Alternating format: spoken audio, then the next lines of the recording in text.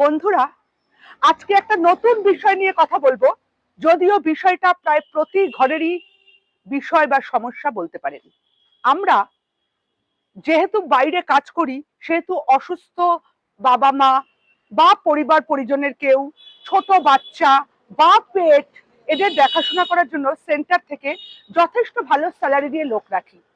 তাদের মধ্যে কেউ কেউ ভালো হলেও বেশিরভাগই দেখা যায় ফাঁকিবাজ বা চোর। আবার প্রচুর বন্ধু বান্ধব, আত্মীয় স্বজন, পরিচিতরা বলেন, কি করব, কোথায় লোক পাবো, এদের অত্যাচারগুলো মেনে নিচ্ছি। কিন্তু কেন? আমার সাথেও কয়েক বছর আগে এরকম ঘটেছিল। প্রচন্ড শীতের সন্ধ্যায় সম্পূর্ণ ভিজে কাপড়ে আমার ফিজিক্যালি মেন্টালি ডিসব্যালেন্সড মাকে ফেলে রেখে সেই কর্মী টিভি দেখছিলেন, এবং আমি তার যন্ত্রণা সহ্য করতে না পেরে পুলিশে খবর দিই। এবং এখনো হয়ে যাচ্ছে, কেউ চুরি করে, কেউ বাচ্চাকে তার ভরসায় রেখে গেল, বাচ্চাকে না খাইয়ে নিজে খেয়ে দিয়ে ঘুমোয়। এটা আমাদের অনেক ঘরেরই সমস্যা।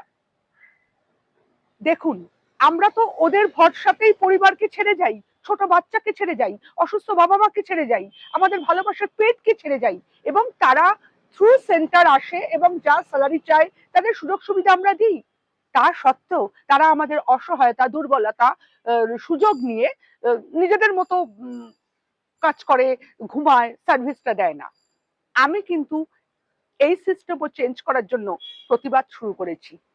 আমি এখন থেকে বলে রেখেছি যে আপনাদের চাহিদা মতো স্যালারি আমরা দেব, আপনাদের যা যা প্রয়োজন পরিষেবা দেওয়ার আমরা দেব, কিন্তু যার জন্য আমরা রেখেছি সেই সার্ভিস যদি আমরা ঠিকঠাক না পাই, আমাদের পরিবার বা কাজে যদি অবহেলা করা হয়, তাহলে আপনার সার্ভিসের উপর বেস করে আমরাও স্যালারি দেব, আপনাদের ধার্য স্যালারি দেব না। যেমন গুড় দেবেন তেমনই মিষ্টি হবে, যেরকম প্রবাদ আছে, এক্ষেত্রেও ঠিক তাই। দেখুন তো আপনারা করে হয় কিনা।